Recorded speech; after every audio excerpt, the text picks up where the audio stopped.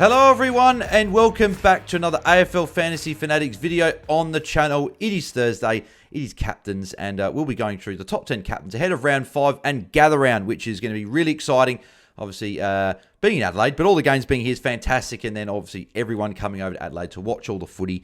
Yeah, there'll be a place where myself, Guesty, and Jordox will be, along with the Hatchet Boys, which I'll touch on that at the end of the video. If you guys want to come and say hi during gather round. But we will go to our captains. I recorded this video, but the microphone stuffed up, wasn't set up properly, apparently, so I had to reset it. So recording it again. So I've gone through all this, but we'll go through my top 10. Obviously, you guys haven't heard it yet, but I already heard me waffling on about it. So let's go through my top 10 captains for round 5. And coming in at number 1 is Andrew Brayshaw against Richmond, the easy matchup where a lot of players are feasting at the moment. 110, 119 in his last 2 games of the year after a couple of scores that were a bit lower than what we know Brayshaw can get. So slow start for him, but coming good last couple of weeks.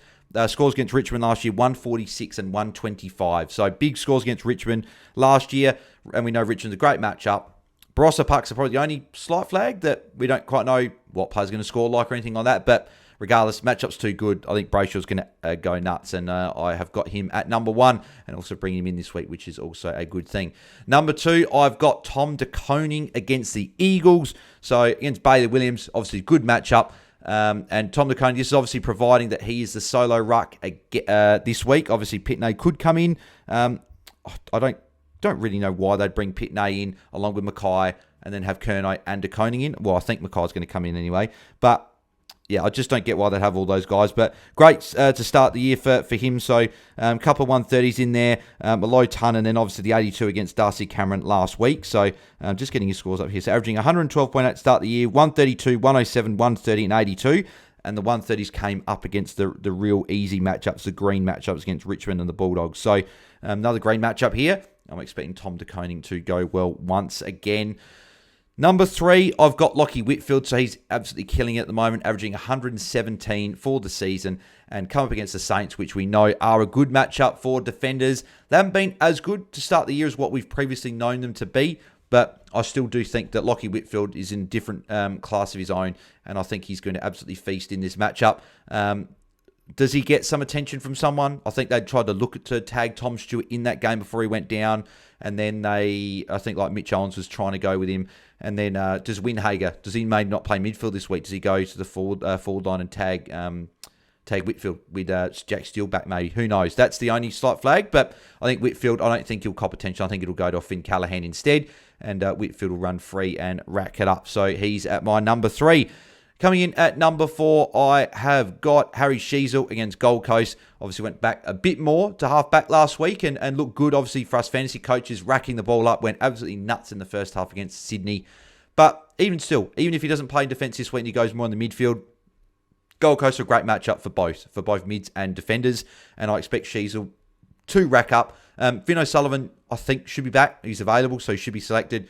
That probably means Sheezel might not be in the halfback as much, or do they want him back there? Who knows? That would just be an interesting watch for his role this week. But I think regardless, the matchup's good. I think he can rack it up. And I think he'll go quite well against Gold Coast at Barossa Park as well. So he's number 4. Number 5, I've got Josh Dunkley.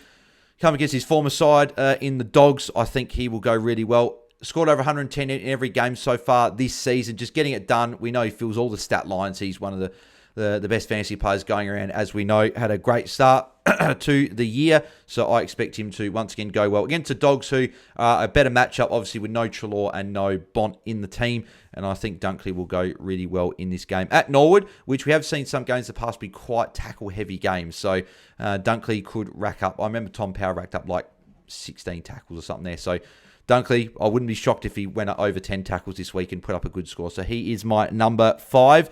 Coming in number 6, I've got Dane Zorko against the Dogs. So we know Dogs have been good in the past and a little bit this year. Obviously not as easy what they have been previously, but they're still a decent matchup for defenders. Poor score from Zorko last week, 79. I expect him to bounce back and have a good score here. Norwood obviously will be an interesting ground to see how Zorko goes there, but I think he will rack it up and go pretty well and put up a solid score there. But I've got him down at 6. Number 7, I've got Caleb Sarong against Richmond. as I mentioned with Brayshaw before, great matchup. Sarong last year against Richmond, 79 and 141. The 79, he copped attention from a Jack Graham after half-time, so that's why his score slowed down right after that. But, 141, I remember that was the week I traded him in last year at the G against Richmond. Only score over 107 from that point onwards that I got. So, Sarong, I think he'll go pretty well this week against Richmond. Does he get some attention from like a McIntosh? Maybe.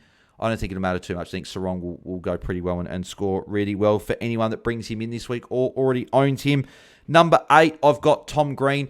And then number 9, I've got Jordan Dawson. So I'm going to touch on Tom Green and Dawson at the same time. So Tom Green, is he down the list here? Yeah, down the list against the Saints. And then Dawson there. The reason they're down the list is because of the potential tags. They're not, I guess, guaranteed to get tags. But like Tom Green, Saints, Windhager, I think he goes to Callaghan. So I've still got him in the top 10, but if you went to Tom Green, obviously you're not looking at that there. So that's a bit of a watch to see if anything comes out for the game, but that would be the flag. But if he doesn't get tagged, I think it would be a good matchup anyway for him. And then John Dawson, Chris Scott pretty much said that they'll look to maybe tag one of Dawson or Rankin, with Rankin sort of caught calf. I don't think they're going to go to him. I think they'll go to a Dawson instead. So I would imagine an O'Connor goes to a Dawson, or do they put an Atkins to Dawson, someone like that. I think Dawson can still get there, and I think Tom Green can still get there. They can both score 80s and 90s even while being tagged, and I think that they'll still get solid scores. But I've got them down the list this week just because I think there are better options that won't get attention and have the better matchup. So that's why they're slightly down the list, but they're still in the top 10 because I think they can still go okay. And Dawson, obviously being a VC tonight, could be a bit of a shout. Number 10, rounding out the top 10, is Clayton Oliver against the Bombers. Bombers, great matchup for mids. Oliver's been slowly getting back to some good form. Obviously, 3 tons in a row now. No scores over 120 as of yet, so 114, 108, 104. But I do think he could actually go 120 plus this week and put up a good score. The Bombers, as we said, are a good matchup. I think if Durham's going to tag anyone, it would be Petrarca. And I think Oliver, we saw last week, he's getting open for these +6s. If he can just get some of these tackles and put it all together, I think we could see a pretty good score from him on Saturday night. So he rounds out the top 10. The 2 players that were unlucky to miss the top 10, Sam Walsh against West Coast. I think he could go quite well this week. Could be a good VC shout. Technically second game, but at 12:50 local time in Adelaide on the Saturday. Could go well against West Coast. Good matchup. I just don't have him there because I just don't know what's going on with Carlton. Like, who's in the midfield? Like, Walsh had some CBAs last week, but it's been up and down. But you still got Hewitt there. You've got Cripps. You've got Chera. Obviously, you've got Walsh. Like, does the Doherty play in there? Does he go half back or wing? Is Cooper Lord in there? Like, who knows who's in there, right? So that's the only reason he's not in the top 10. But I don't mind taking a punt as someone like him as a VC. So I think he could actually go quite well. And then one guy that would be in the top 10, if there's no Sean Darcy, is Toby Nankervis. So obviously Luke Jackson's injured. So it'll be probably Liam Reedy that will come in if Sean Darcy's not there. And if Liam Reedy's there, I expect Toby Nankervis to go absolutely massive this week. And he would be... he'd be around 5 or 6, I reckon. Could even bump Dunkley out of the top 5 and be number 5. I'd probably say number 6, though, but he'd be right up there because I think it's a great matchup. Obviously, not many owners in Classic, but for draft, great captain option this week if you've got him there against Freo, if there's no Sean Darcy. If Darcy's in there, I'm probably still happy to leave him out the top 10, even though I still think he could probably get it done there as well. So just some others that I thought I'd quickly touch on that I haven't put in the top 10. Zach Merritt against Melbourne, great matchup, obviously at the top here. But Tom Sparrow, I would imagine, will go to him and clamp him down. I think Merritt will, again, a bit like Dawson and Tom Green, will still probably get to a solid enough score, but probably not just captain worthy. So whereas a Dawson and a Tom Green, there's no guaranteed tag goes there. Whereas I think if Melbourne tag, it's going to Merritt. So that's the only reason I've left him out of the top 10. Bailey Smith, tough matchup against the Crows in Adelaide. So that's the only reason he's not in the top 10, but he's gone over 110 every game this year. So he has started life very, very well at Geelong. Noah Anderson against North. Obviously, it's not at home. North aren't as easy a matchup as they have been, and it's at Barossa Park. So a few flags there for Noah Anderson there, so just probably not a captain option this week. Could be a VC shout, but I probably think there's better options. Ryan Marshall against Briggs was one I considered, but Briggs isn't an easy matchup, and Marshall was obviously had a couple of good scores with some easy matchups, but last week, Swede's been a bit of a tougher matchup, but didn't look amazing. I flagged this on the Hat Chat Twitter space last week that I wonder if, as the season goes on, it's going to be tougher for Marshall to keep going just because the the lack of pre-season is going to start catching up to him. But I guess we'll see, right? It might just been tough matchup and poor score. So, but just something to be watching over the next fortnight or so with Ryan Marshall. I'm hoping he goes well because I want to bring him in at some point. But just a bit of a flag there. Libba, Brisbane, tough matchup. Probably not looking there this week. Wouldn't look at Hewitt. Nearly against the Dogs could be a shout. If you want to go there. I wouldn't be shocked if like a Harms went to him. But there you go. Giants for McRae. Tougher matchup. Probably not looking at him this week. Nick Dacos, definitely not against Sydney with the James Jordan tag. Sinclair, tough matchup against the Giants. Can't trust Big X at the moment, unfortunately. And yeah, not McCluggage would actually be one for draft. You could probably consider actually as a VC or a captain there.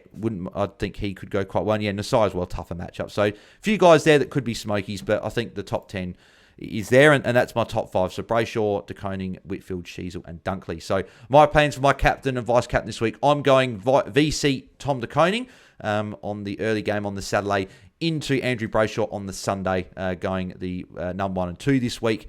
If I got word that Dawson wasn't going to be tagged tonight, I'd consider going him VC. Or if Pitney got named as the other ruck along with Koning, I'd be looking at, maybe a Dawson or an Oliver as my VC on the way back. So we'll see how it goes. But at the moment, I think it'll be Koning VC. I think he'll be silo into Brayshaw. So let me know in the comments below, guys, who you guys are going with your captain and vice captain for round 5. If you've got any questions regarding captains, vice captains, or just trade questions in general, put them in the comments below, and I'll try and get to them if I can. This week's a very tricky week just with Gather Round. There's so much going on, and I'm doing a fair bit with it. So I'll try and get to as many as I can.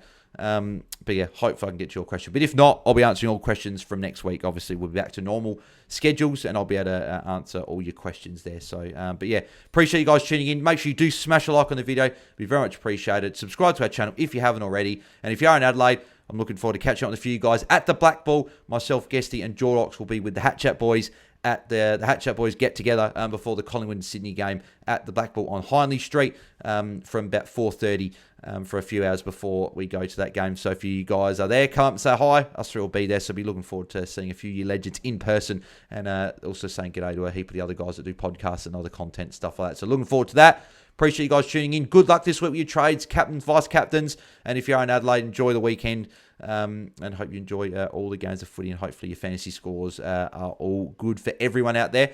And yeah, we'll chat to you guys on Monday. No pre-lockout chat tomorrow, obviously with the games and stuff, but we'll be back on Monday for our round review live show. So yeah, just stay tuned to when we'll be live on the Monday. We'll put that out on the socials later on in the week or on the weekend. But thanks everyone for tuning in. Catch you guys in the next one. So I'm out. See ya.